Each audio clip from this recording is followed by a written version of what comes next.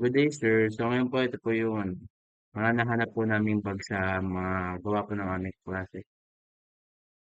So start po muna ako dun kaila Josh. Josh.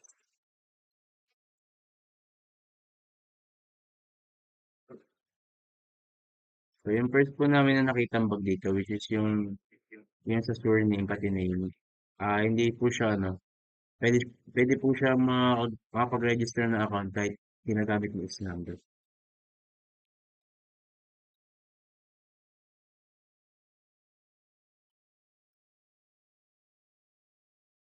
So makikita natin na ang ginamit ko dyan is mga random number then pagka-register ko.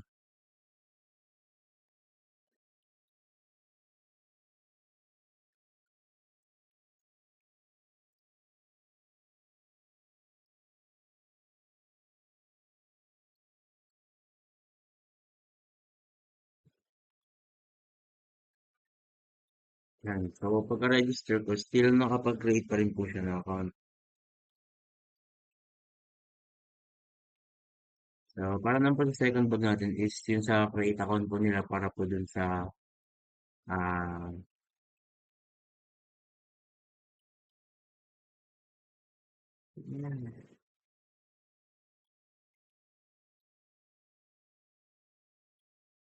so, halos same lang naman din po yun dun sa kabila. Pero ang problema lang po dito.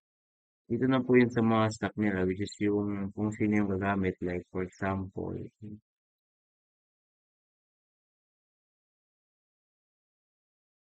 stock role nila which is yan, yung audio and visual stock and maintenance stock.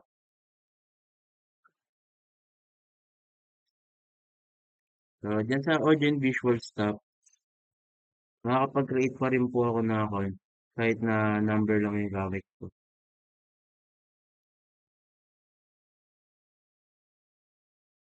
Same lang din po yun sa ano nila, maintenance. So yung first name sa surname lang din po, ginamit ko po is number.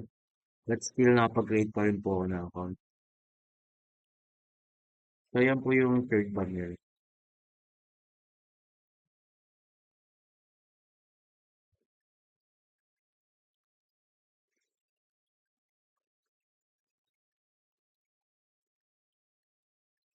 So para naman po dun sa pang-apat na bag nila which is dun sa request reservation nila.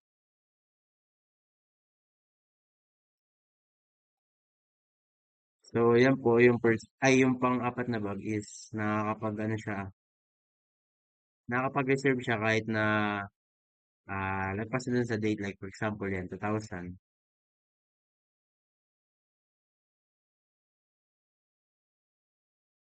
And sa time din po, wala siyang limitation like for example which is ito nga is reservation para sa school or faculty, yung mga gamit dyan. Wala siyang limitation like 7 to 8, 7 a.m. to 8 p.m. like ganun.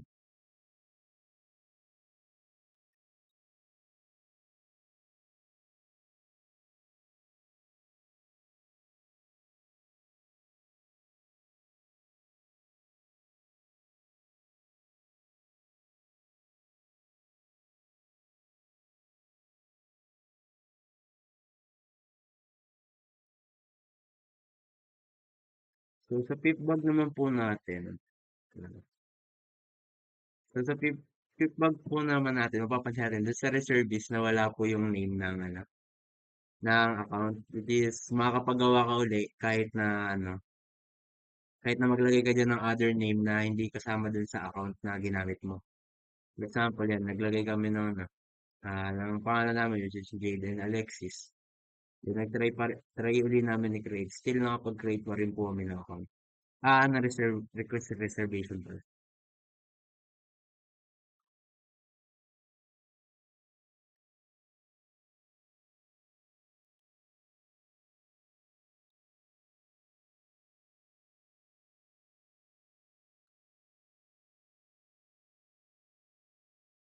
So, yun lang naman yung mga nakita namin bug. And yung other na naman is gumagana. So, yun lang yung para dun po sa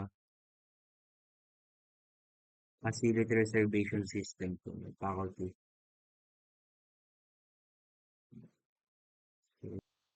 So, tapos na po yung sa unang group po namin na dinebug, which is yung preservation. Next naman po is yung sa examination, which is yung group po nila Rosano. Examination management system. So, una po namin nakita dito is itong part na to, which is yung sa registration din. So, yun dito is, tinry po namin siya kung tatanggap siya ng mga numbers or symbols, which is kapag first name and middle name is dapat characters siya, which is kung space, pwede naman siya mag-space since may mga dalawang pangalan. And kailangan din ng validate na dalawa. And dito po is kahit number siya, tatanggapin pa rin yung registration. Ayan po. So makita natin is successful registered kahit number po yung nakalagay. So yan po, makita natin 313 tas yan 13 tas yan. So yan lang po yung sa unang bug. So ayan na. So dito naman po tayo sa pangalawang bug na nakita po namin sa examination. So yung nakita po namin dito is registration po ulit siya sa register naman. Ang kinaiban po dito is yung first name tsaka last name is same na same po yung nilagay namin. So magta-try po kami na mag-register ng first user na Alexis Maidan. Tapos tatry po namin siya gumawa ulit and same name din po, Alexis Maidan. So ang napansin po namin dito is nag-go through siya, which is nag-indicate din siya ng duplicate person kasi possible na since walang warning, so yun yung parang pinaka naging problem kasi possible naman yung same name tsaka yung birthday, which is sa credential, kaso walang naging warning. So hindi alam ng admin na mag-approve or yung user kung meron na bang existing na ganun. So dito, ayan, ito yung unang account. Then yung sa pangalawang account, ayan po, same name, then same din yung birthday. Then same lahat ng credential, ang email address iba. Kaya po kakaroon siya ng duplication kahit iba yung email, pero kung same naman yung name, sinakot siya sa duplication. And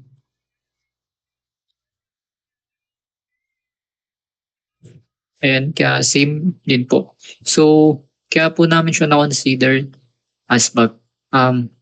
Since wala pong warning kung magko-continue po or sasabihin sana sa user na meron ng existing gun or kung magko-continue pa ba siya, or pwede rin na kung existing na yun, pwede namang i-contact yung administrator na about dun.